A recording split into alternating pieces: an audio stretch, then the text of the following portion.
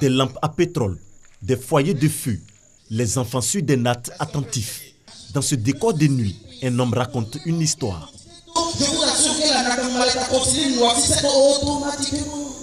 L'esplanade de l'INSAC transformée en une place villageoise pour cette activité dédiée au conte. Le concept est dénommé Parole au clair de lune.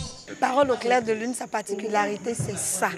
Créer l'atmosphère villageoise et emmener nos parents à penser, à repenser à leur enfance, dites à la jeune génération que voilà comment les contes se déroulaient, les parents, en tout cas c'est comme ça que leur enfance était vraiment bercée.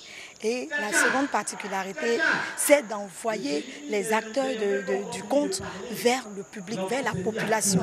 Ramener le conte dans son environnement d'origine pour mieux en faire la promotion. Long chemin à parcourir peut-être, mais déjà l'action semble avoir conquis les cœurs. Vraiment, je trouve que c'est une très bonne initiative, surtout qu'il y a des enfants qui sont là.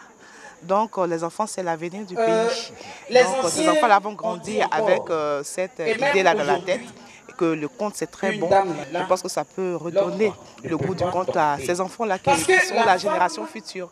Faire revivre le passé, l'époque où les populations dans les villages se réunissaient pour écouter les contes. Des sujets imaginaires ou faits vécus, une forme d'éducation.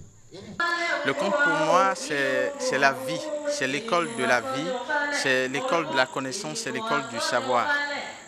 Parce que au temps de nos parents, ils ne racontaient pas des histoires pour raconter. Ils observaient les jeunes et les enfants et ils voyaient qui s'était mal comporté. Et en fonction de ça, on créait des histoires pour éduquer.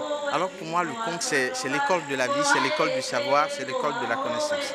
Dans le temps, nous n'avait pas, comme on appelle, des écoles chez nous.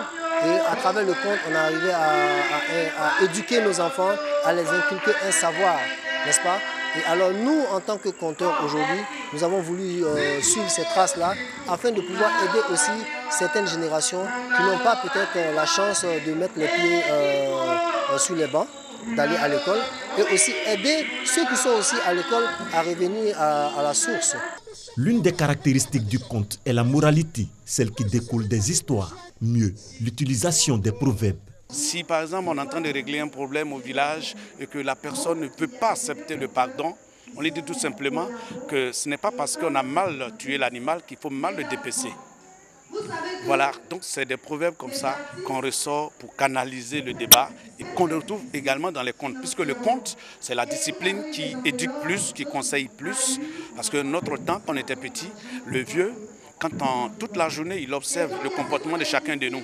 Et puis le soir, il vient nous raconter des histoires et qui te touchent directement. En ce moment, tu te retrouves dedans. Et quand tu tires la moralité, tu prends pour toi, tu t'en vas. Demain, tu vas plus répéter. Le conte sert à éduquer, à divertir, à inviter à la prise de conscience. Parole au clair de lune, le spectacle est prévu se tenir dans plusieurs localités. Une proximité avec le public pour réveiller cet art qui s'est endormi.